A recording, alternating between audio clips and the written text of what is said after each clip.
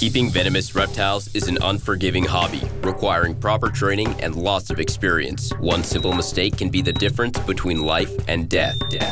Remember, the most venomous snake in the world is the one that just bit you. There are no venomous snakes with training wheels. Just because you see viperkeeper handle snakes a certain way does not mean you should try it too. This is our weasel in training. Hi, dude. Do you want something to eat?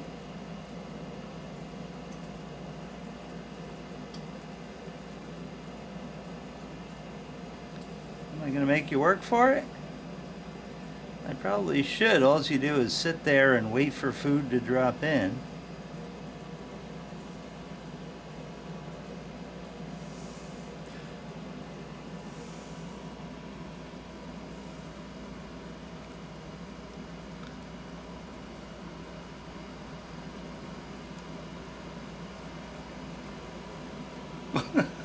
Weren't expecting that now, were we? Oh, it's over here.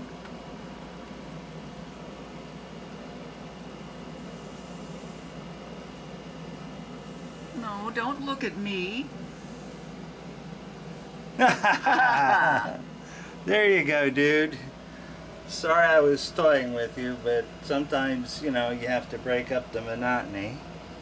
He really likes his little cave there. He's doing quite well in there. Oh, he's growing so fast. Yes, that's why I've sort of cut back on his food. He's a cool snake. Only found on one island in the Greek group of islands in the Mediterranean. Now, this girl was another snake injured by Delta by overheating it on the tarmac. Actually, her sibling did not survive.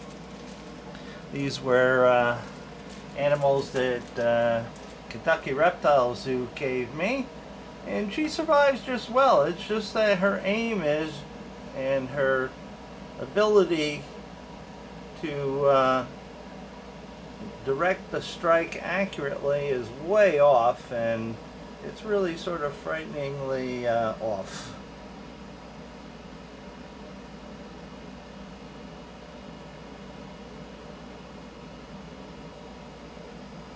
And the question is, when is she going to launch?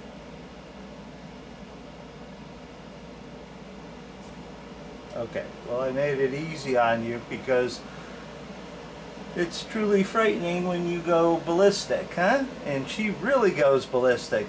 You know, not that Bothrops have any problems going ballistic. A matter of fact, that's normal, but her trajectories are totally abnormal and very frightening because they're abnormal, because you expect them to fly ballistically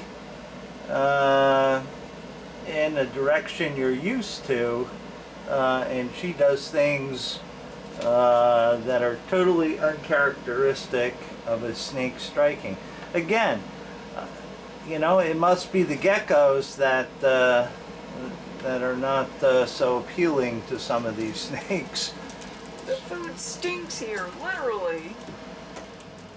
Mr. Coral Cobra has been mostly surviving the past several months on geckos.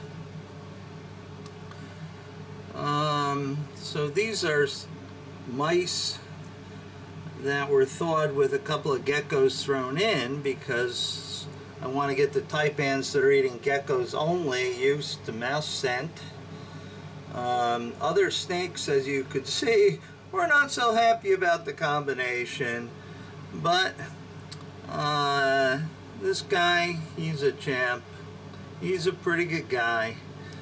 I'm growing up the female next door to cohabitate with him and hopefully produce some babies, but I'm going to hold off putting them together till probably September, October.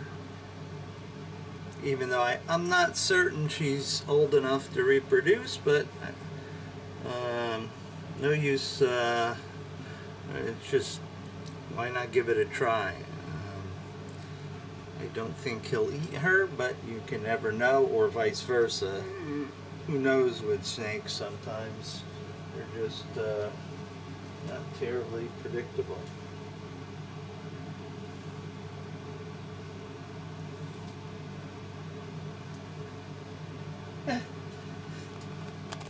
Miss Arutu is like, ew, you mean to tell me this is what you provide me?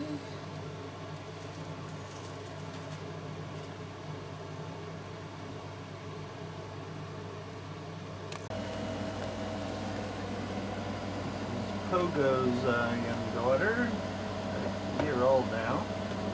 Oh, I was sleeping. Oh, I missed again. Oh, there you go. You have to be careful with these guys when they miss. They may get you instead. Always a possibility.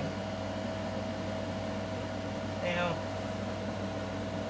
this tiger keelback may be interested.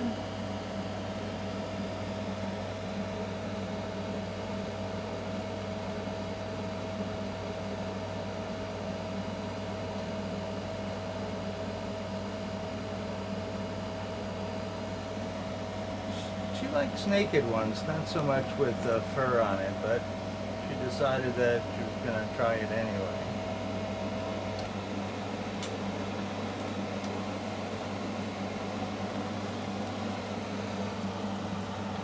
I like how they always try to move away from the food when they're trying to subdue it and eat it, even though it's dead.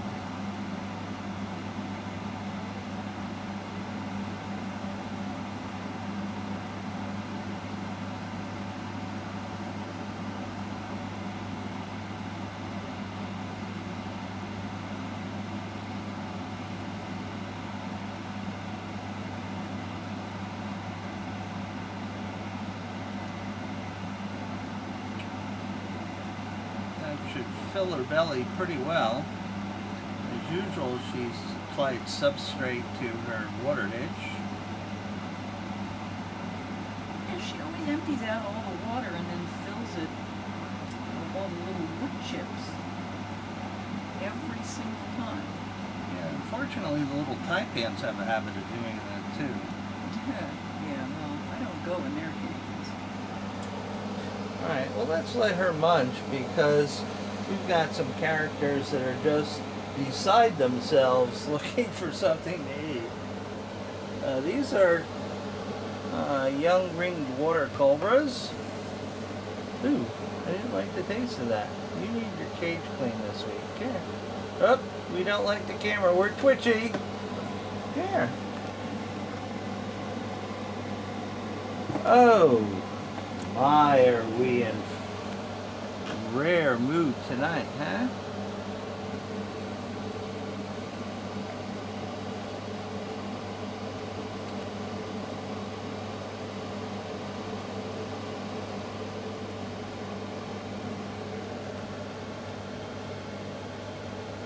I guess it doesn't like the camera, huh?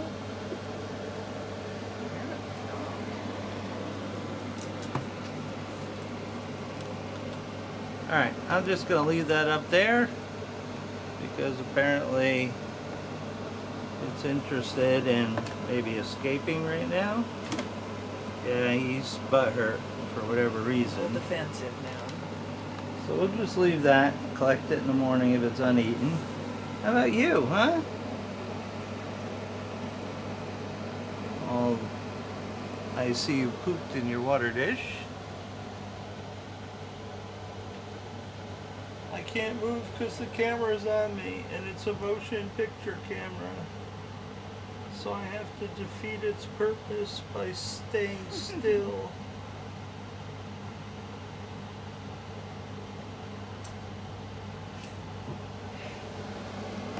They are just such a rotten little snakes. They misbehave every time. Hello. Well, maybe they taste the gecko because I thawed these with gecko because somebody else needed to get mouse scent on their gecko. It's like, you got chocolate in my peanut butter. Hey, you got peanut butter in my chocolate. Whatever. It's snakes. Well, I think Mr. Popia is back on feed. He certainly is a cranky beast. You want that? Huh? Okay, there you go. This is a Siamese Peninsula pit viper. Popia fucata. He's normally a very friendly beast, but the other night he was rather foul. He's just came off of his long winter fast. His winter, not ours. It's springtime now, and he's back on feed, so we'll just let him go. This is the sink area in a room outside, which is aptly called the mud room because it's quite messy. We use it to store snakeware that we're going to clean because we don't like to clean that stuff in our kitchen sink, and the other sinks in the house are small. But the reason why I brought you out here this morning is we have lots of little spiderlings in our web here. It may be difficult to focus on the little blighters, but there's lots of them there.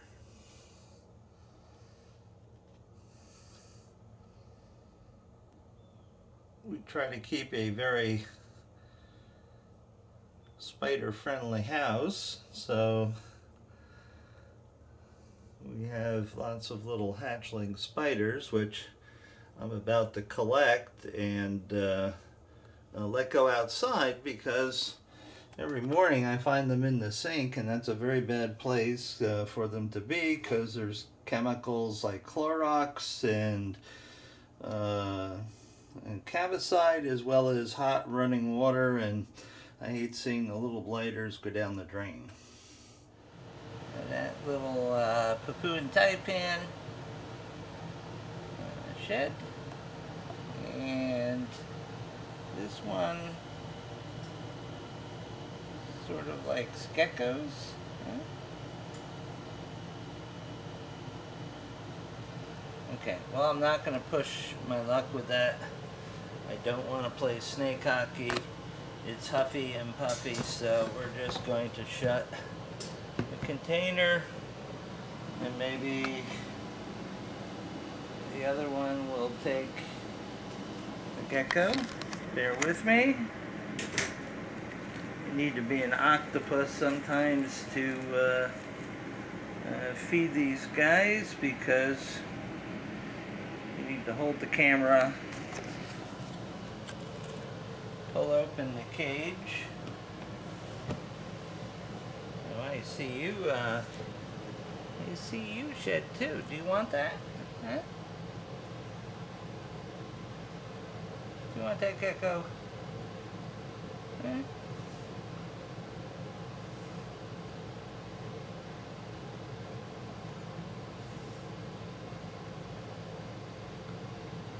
I'll try not to get it excited or allow it to sort of come up over the edge here.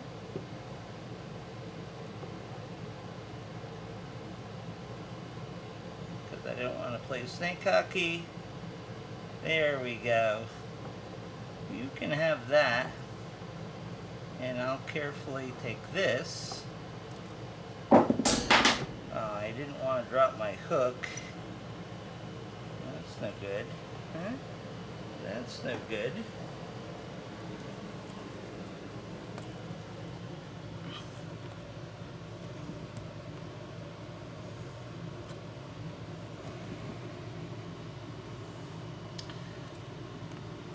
These two gecko feeders, although they're shedding, They've eaten only a couple times compared to the other ones because they're eating geckos. Now, come on, put that back in your mouth and eat it.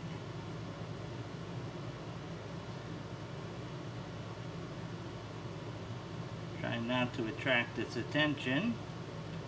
You missed the head. It's the other way, dude. That's the tail. That's probably not the best place to go.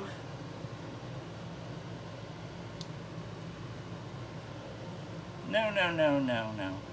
See, already at this age, they realize that I bring food. Most of them have lost the initial fear of me, and now it's replaced with, oh, he brings food. He can't be all that bad.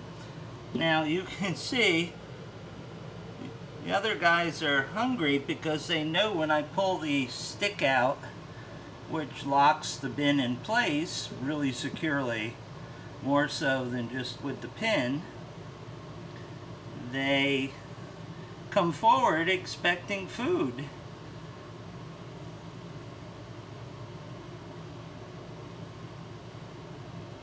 So again, these were born June 1st, so they're very nearly a month old now, or let's say hatched.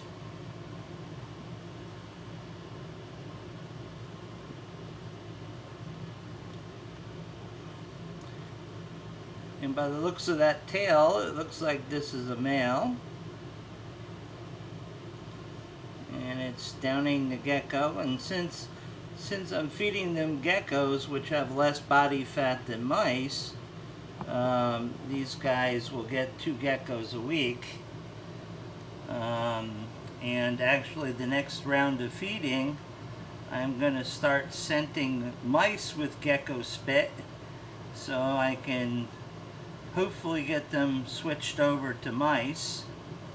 So we try to keep geckos for difficult feeders, and once they get feeding on a routine basis, we like to switch them over to something other than geckos. So I'm running out of battery here, so I'm gonna shut down and close the bin and let that little Taipan have its dinner. I know I see you. I see you right there. I see your little nose. We'll maybe feed you on Friday. I've been cutting them back to once a week now that they're feeding real well. Well, look at her. She decided maybe I would get the idea that she was hungry, and I'm not going to open that with my fingers because that would be very bad. I think she got the idea if she goes up there and pretends that she's in hunting position. Come on. Okay. So we'll try this side of the hook. That side's not going to work either. Alright, let's try this one. There we go. You can see this girl is in traditional hunting position, except she's supposed to be more pointed downwards, expecting the food item to run across the floor of the forest in front of her, and she plucks it and picks it off from the tree, sort of like a sniper does. But she knows that I am the bringer of food, therefore her attention is paying more attention to me. So, alright, let me shut this and continue on my way. I have other fish to fry, so to speak.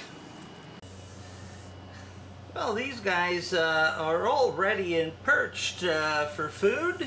These are the elegant pit vipers. She's ready, even though she doesn't look like she's ready, and definitely looking the other way. Our little friends, the Vietnamese horned pit vipers, are ready to go. These gals were ready to go earlier. I don't know their current status. That one is always ready to eat and actually ate yesterday. Hello to you too, huh? Are you still hungry? Are you still hungry? Oh my God, it's like I'm starving her. Am I starving you? I'm sorry. Can we do Wet Tower Island Pit Viper cam or Komodo Insularis cam? Whatever I want to call you today. Huh? Yeah, see, there's no food available. You ate yesterday, huh? Alright, I'll feed you again later, but just go quietly into your cage. There you go, good girl. Oh boy. Well, that was unexpected. Pogo just ate. The mother of all Death Adders is waiting.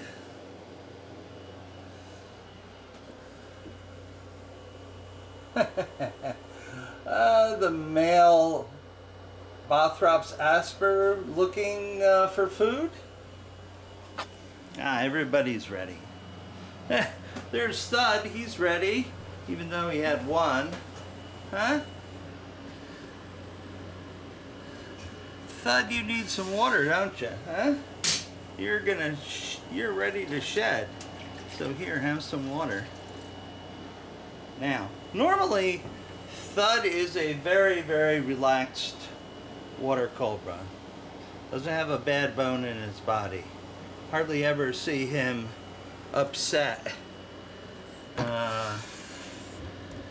by me. However, his feeding response is fierce.